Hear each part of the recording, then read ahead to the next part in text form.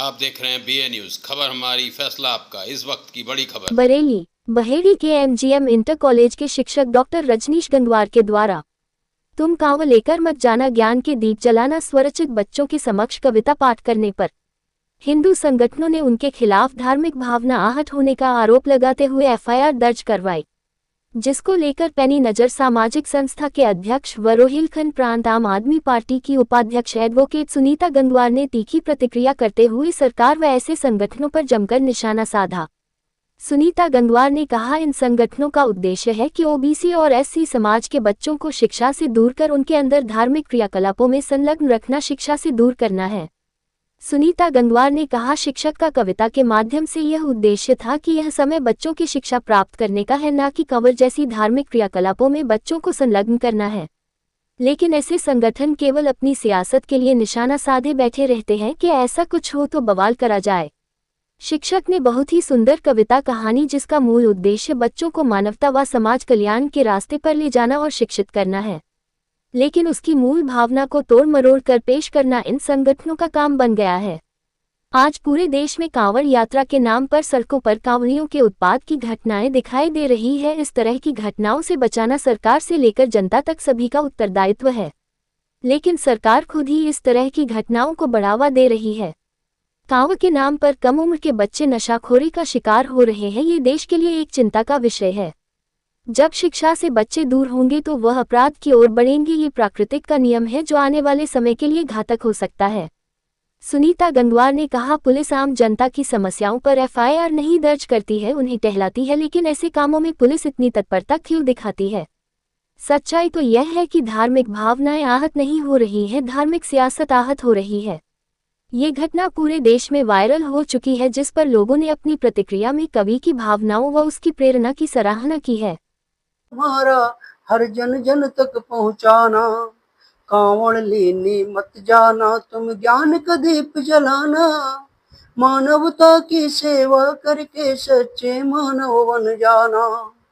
कांवड़ लेने मत जाना, तुम ज्ञान का दीप जलाना, मानवता की सेवा करके सच्चे मानव बन जाना।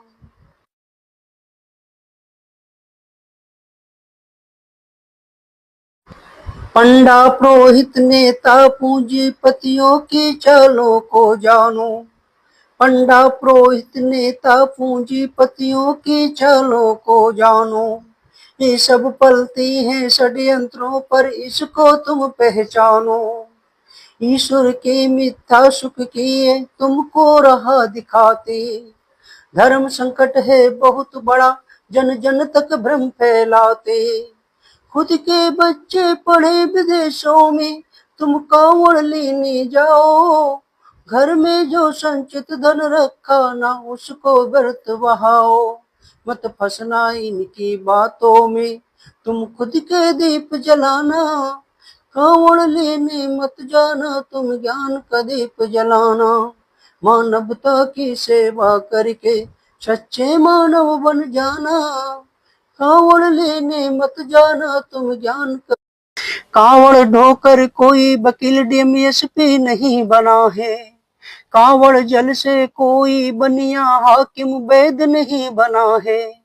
कांवड़ से बुद्धि विवेक का तनिक विकास न होगा, भांग धतूरा गांजा सुल्फा मद से कोई उद्धार न होगा।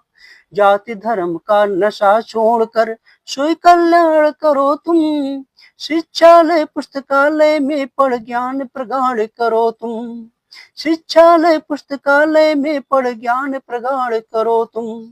सत्कर्मों से मानव सेवा कर प्रेम का दीप जलाना, कांवड़ लेने मत जाना, तुम ज्ञान का दीप जलाना, मानवता की सेवा करके सच्चे मानव बन जाना। कांवड़ लेने मत जाना, तुम ज्ञान का दीप जलाना। प्रिय छात्रों छात्राओं, आज तक के इतिहास में मैंने ऐसा कहीं नहीं पढ़ा है किसी भगवान ने किसी की जिंदगी को बदल दिया हो। अगर आपको अपनी जिंदगी को बदलना है, अपनी जिंदगी में उजाला लाना है, तो आपको मेहनत से पढ़ना होगा। आप युवाओं के स्रोत विवेकानंद के जीवन परिचय को जानिए और युवा क्रांतिकारी भगत सिंह को पढ़िए। डॉक्टर भीमराव अंबेडकर साहब ने कहा है कि शिक्षा शेरनी का दूध है, इसे जो पिएगा वह दहाड़ेगा। यदि आप भी अपने जीवन में दहाड़ना चाहते हैं तो आपको शिक्षित होना ही होगा। नेल्सन मंडेला ने कहा है कि शिक्षा एक ऐसा हथियार है जिससे पूरी दुनिया को बदला जा सकता है। मैं आप सभी से यही कहता हूं कि आप इस समय अपनी पूरी ऊर्जा अपनी पढ़ाई में लगाइए, खेलों के द्वारा अपना शारीरिक विकास करिए, किसी भी बाहरी बहकावे में मत आइए, किसी भी आडंबर में मत आइए।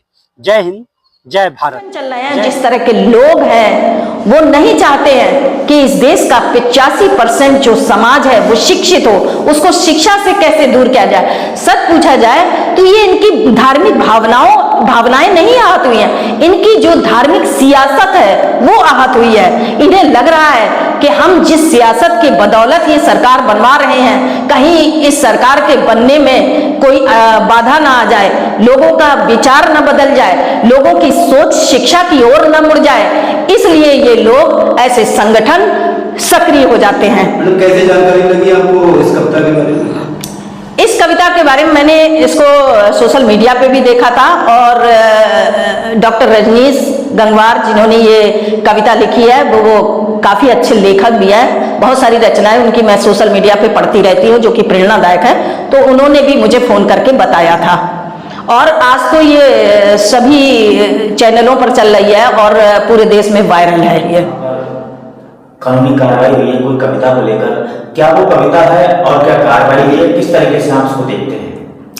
देखिए, ये जो मामला पूरे देश में इस समय वायरल हो रहा है, बहुत तेजी से वायरल हुआ है कि इसमें एक शिक्षक ने अपने बच्चों को मोटिवेट करते हुए कविता पाठ किया था। उस कविता में ये कहा था कि तुम कांवर लेके मत जाना, मानवता का दीप जलाना, सच्चे मानव बन जाना। पूरी कविता को मैंने ध्यान से पढ़ा है, इनका सुना है, और उसमें ऐसी कोई बात नहीं है कि जिस पर कोई आपत्ति दर्ज कराई जाए। और वो एक प्रेरणादायक कविता है। शिक्षक का जो मंतव्य है वो ये है कि अभी बच्चों को कांवर ले जाने का समय नहीं है, उनको शिक्षा की ओर अग्रसर होना चाहिए, पढ़ाई की ओर अग्रसर होना चाहिए। क्योंकि कई बच्चे उनके इस क्लास में, स्कूल में एब्सेंट थे कांवर ले जाने की वजह से, तो इस चीज के लिए शिक्षक ने मोटिवेट किया था बच्चों को। बेहद अच्छी कविता है, अगर उसे ध्यान से सुना जाए और उसके शब्दों पर, उसके भाव पर गौर किया जाए तो सुंदर कविता है। लेकिन कुछ हिंदू संगठन और इस तरह के जो संगठन हैं उनके पास एक ही काम रहता है कि धार्मिक मुद्दा बनाना, धार्मिक उन्माद फैलाना। तो इस पर उन्होंने आपत्ति दर्ज कराते हुए उस कवि और उस टीचर के ऊपर, शिक्षक के ऊपर एक FIR दर्ज किया है कि हमारी धार्मिक भावनाएं आहत हुई हैं, जबकि इसका धर्म से कोई लेना देना नहीं है। कांवर ले जाना एक धार्मिक क्रिया है, क्या बच्चों का ये समय धार्मिक क्रियाओं करने का है या उनको पढ़ने का समय है? इस पर इनके पास कोई जवाब नहीं है। और दूसरी चीज है कि कांवर ले जाने के लिए, यानी कि वो प्रेरित कर रहे हैं कि पढ़ाई हो या ना हो लेकिन कांवर जरूर ले जाना चाहिए। मैं उनसे पूछना चाहती हूँ, क्या वो अपने बच्चों को भी कांवर ले जाने के लिए भेजते हैं? ये एक तरह से OBC और SC समाज को कांवर की ले जाने की ओर ढकेला सा जा रहा है। आज कांवर ले जाते हुए कांवरियों का लोग रोडों पे उत्पात भी देख रहे हैं, कितनी घटनाएं घट रही, कहीं गाड़ियों को तोड़ रहे हैं, कहीं लोगों को मार रहे हैं, पुलिस प्रशासन के कंट्रोल से बाहर हैं। और ये एक सरकार का प्रायोजित कार्यक्रम है और एक संरक्षित कार्यक्रम है। सरकार भी इस पर कोई एक्शन नहीं लेती है, इस गुंडागर्दी पर, इस आतंकवाद पर। एक तरह का भगवा आतंकवाद फैलाया जा रहा है जिससे आम जनमानस बहुत ज्यादा पीड़ित है। रोडों पर सावन के महीने में निकलना मुश्किल हो रहा है। मतलब खुद को हम बचा लें तो बचा लें, लेकिन इन लोगों के ऊपर कोई भी कानूनी कार्यवाही नहीं होती है, इन्हें खुली छूट दे रखी है और ऊपर से इनके ऊपर प्रशासन द्वारा फूल बरसवाए जाते हैं।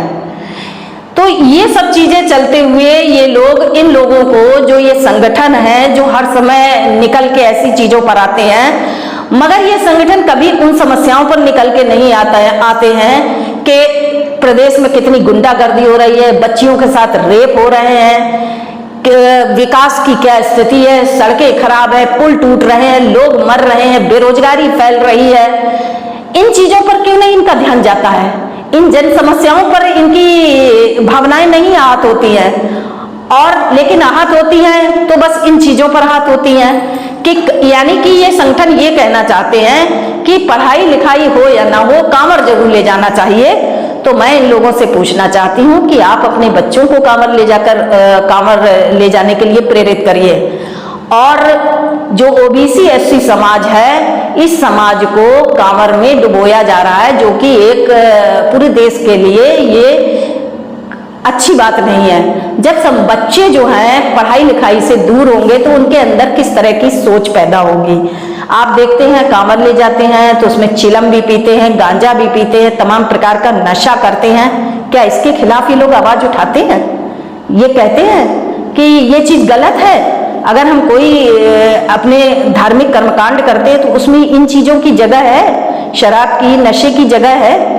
और गांव-गांव में शराब भट्टियां खुल रही हैं, एक-एक गांव में 2-2 3-3 भट्टियां खुल रही हैं। क्या इन संगठनों को ये चीजें नहीं दिखाई देती हैं कि ये शराब भट्टियां नहीं होनी चाहिए, ये नशाखोरी नहीं होनी चाहिए? नशे के खिलाफ इन्होंने कभी आवाज उठाई है?